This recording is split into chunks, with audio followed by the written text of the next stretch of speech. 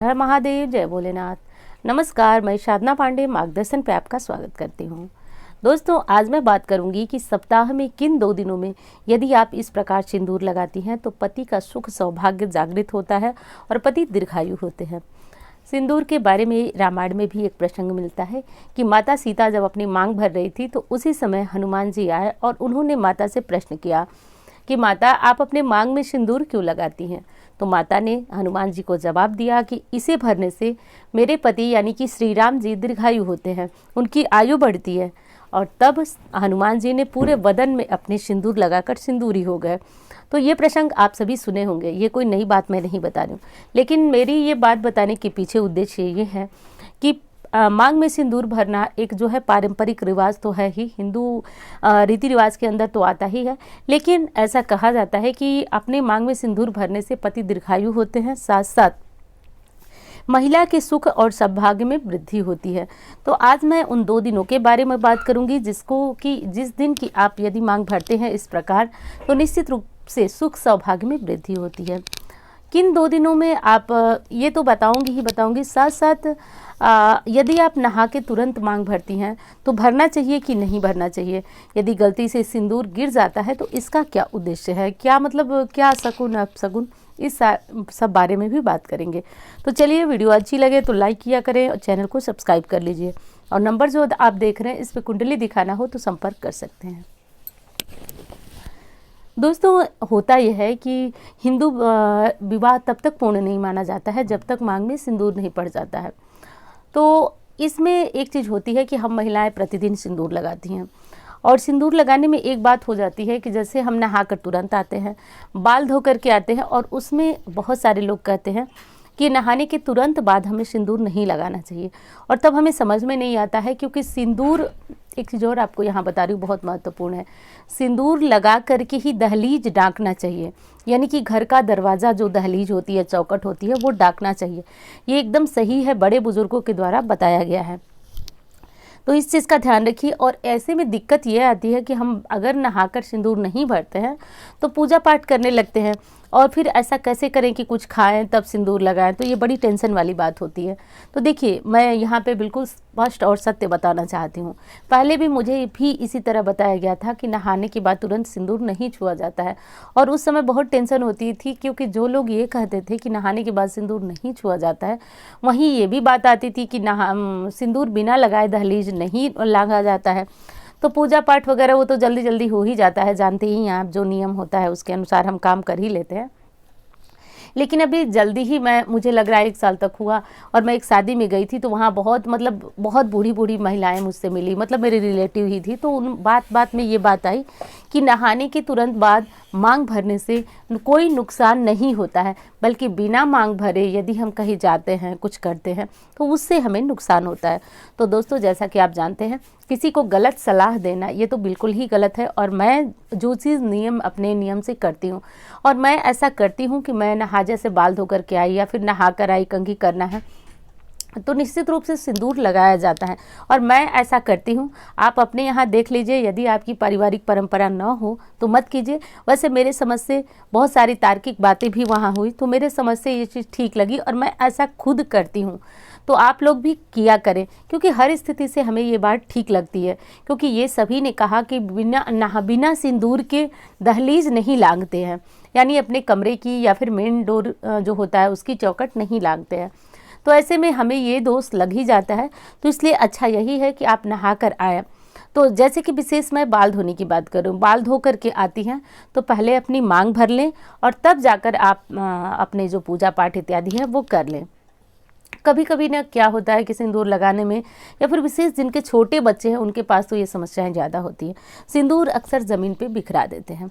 दोस्तों, सिंदूर के बारे में कहा जाता है ना कि सिंदूर हमें मतलब गिनती का मिलता है। गिनती का मतलब कि एक सीमित मात्रा में मिलता है, तो कभी भी इसका अपव्यय नहीं करना चाहिए, इसको इधर उधर फैलाना नहीं चाहिए। अगर बाय द वे गलती से गिर गया है सिंदूर, तो इसको साफ कर डिब्बे में भर लें। यदि बहुत गंदा नहीं हो तो आप इसको मांग में भरिए, और यदि थोड़ा सा उसमें गंदगी हो गई है तो आप इसे किसी पेड़ पौधे में डाल दीजिए, लेकिन सिंदूर की बहुत ज़्यादा हिफाजत कीजिए, बहुत ज़्यादा, मतलब बहुत ज़्यादा। कई बार ये चीज़ें कई अपशकुन का भी कारण बन जाती हैं, तो बहुत ज़्यादा ध्यान रखिए। जिनके बच्चे छोटे हैं वो कहीं ऊपर में रखें, लापरवाही न करें सिंदूर के साथ, ये चीज़ ध्यान रखिए। और जहाँ पे सिंदूर गिरा है वहाँ आंचल से पोंछ लें। सिंदूर गिरे हुए स्थान को तुरंत धोना नहीं चाहिए, इस चीज़ का ध्यान रखिए। उस कपड़े को भी पहले झाड़ लें पौधों में, मतलब झाड़ने का मतलब झटक लें उसको, और तब जो है उसको आप साफ़ करें।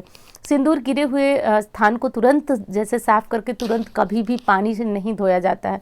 आप कपड़े से साफ़ कर दें, उसके बाद आप अपने आंचल से साफ़ कर दें, लेकिन कभी ये गलती न करें कि आप सिंदूर गिरे हुए स्थान को तुरंत साफ़ करके और पानी मारे, ऐसा अपशकुन माना जाता है, तो ऐसा कतई नहीं करना है।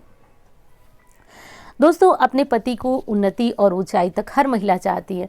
पति अगर थोड़े बहुत उनके कहने नहीं मानते हैं, बहुत ज़्यादा नाखुश अगर महिलाएं नहीं हैं, तो अपने पति की दीर्घायु के लिए हर महिला यही प्रयास करती है। तो आज जो है आपको 2 बातें बताने जा रही हूँ जो कि बेहद महत्वपूर्ण है। और हाँ, वीडियो अच्छी लग जाती है तो आप लोग एक लाइक ज़रूर किया करें, आपके लाइक बहुत बड़ी प्रेरणा देते हैं। साथ साथ चैनल को भी सब्सक्राइब कर लिया करें।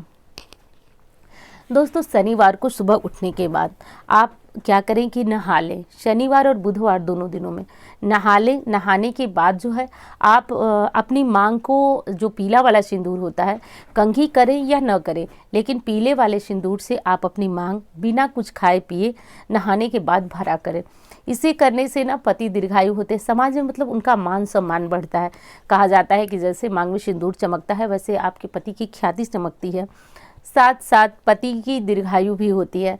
तो इसलिए बहुत ज़रूरी है कि शनिवार और बुधवार करिए। ये काम बहुत ज़्यादा, मतलब बहुत ज़्यादा श्रेष्ठ है, इसे हर महिला को अपना लेना चाहिए। तो ये काम ज़रूर करिए। मैं ये जानती हूँ कि पति अगर, मतलब महिला थोड़ी सी पति से नाखुश भी रहती है तो वो अपने सिंदूर से बहुत प्रेम करती है। हर महिला चाहती है पति दीर्घायु हो, तो 2 काम ज़रूर कर लीजिए। क्योंकि मैंने बताया ना कि जो बिल्कुल बुजुर्ग महिलाएं थी वो लोग भी बताती हैं कि जैसे कि वो लोग शनिवार को नहा तो नहीं पाती हैं, बहुत वृद्ध हो गई हैं, लेकिन सुबह सुबह वो पीले वाले सिंदूर से अपनी मांग भरती हैं। अब कुछ लोग जो हैं वो कहेंगे कि पीला वाला सिंदूर क्या होता है, लेकिन देखिए हमारे साइड यानी कि यूपी वाराणसी में तो पीले वाले सिंदूर से ही हमारा शादी विवाह होता है। तो हमें तो उसी सिंदूर को बहुत ज़्यादा वरीयता दी गई है, मान्यता। हम हर शादी विवाह शुभ अवसरों पर इसी सिंदूर को अपने मांग में भरते हैं। विशेषकर अपने सिंदूरे में से थोड़ा सा सिंदूर पीला वाला निकाल करके और आप किसी छोटी सी डिब्बी में रख लीजिएगा। चांदी की डिब्बी बहुत लोग रखते हैं सिंदूर के लिए, लेकिन ये शुभ नहीं मानी जाती है। चांदी की डिब्बी में मत रखिए। आप लकड़ी की बहुत छोटी छोटी सिंदूरें आते हैं, बहुत छोटा सा, तो आप वो बाद में भी खरीद सकती हैं, तो आप खरीद कर उसमें रख सकते हैं। और लकड़ी या फिर लोहे या फिर चांदी में सिंदूर नहीं रखा जाता है, तो देख लीजिए आप प्लास्टिक वगैरह की डिब्बियों का भी इस्तेमाल कर सकते हैं, कोई दिक्कत वाली बात नहीं है। और जैसा कि एक चीज़ और बता दूं कि आजकल जो है स्टिक वाले भी सिंदूर आ गए हैं, तो वो सब भर लीजिए। जो मतलब कि अब दिखा तो पा नहीं रही हूँ आपको, स्टिक वाले सिंदूर आते हैं तो वो भी लगा लीजिए। लेकिन जो लिक्विड वाले सिंदूर आते हैं उसे तो मैं सिंदूर की श्रेणी में जानती भी नहीं हूँ, रखती भी नहीं हूँ। तो आप लोग देख लीजिए, सिंदूर उसी को कहेंगे ना जो कि आप इस समय स्क्रीन पे दिख रहा है, वैसे ही सिंदूर को आप लोग मांग में भरा करिए। थोड़ा सा ही भरिए, लेकिन भरा करिए। और हाँ, एक चीज़ और बहुत प्रश्न आता है कि दीदी कितनी बार हम सिंदूर लगा सकते हैं। तो देखिए, जब बाल में कंघी करते हैं ना, तब सिंदूर लगाना ज़रूरी होता है। अब कुछ लोग 2 बार 4 बार कंघी करते हैं, तो वो चीज़ अलग है। मतलब हद से हद आप 2 बार सिंदूर लगाएं। आप इससे ज़्यादा कंघी भी ना करें, क्योंकि ये सुहागिन औरतों के लिए ना बहुत ज़्यादा दिन भर बालों में कंघी करते रहना, ये भी शुभ नहीं माना जाता है। तो ऐसा न करें। कभी भी सिंदूर लगाने के बाद अपने फेस को धोया नहीं जाता है, चेहरे को न धोएं। आप चेहरे को धो लें, साफ़ कर लें, और उसके बाद आप जो है सिंदूर लगाएं। सिंदूर लगा के तुरंत जो है मुंह भी नहीं धोया जाता है, फेस वॉश नहीं किया जाता है। इन चीज़ों का ध्यान रखिए।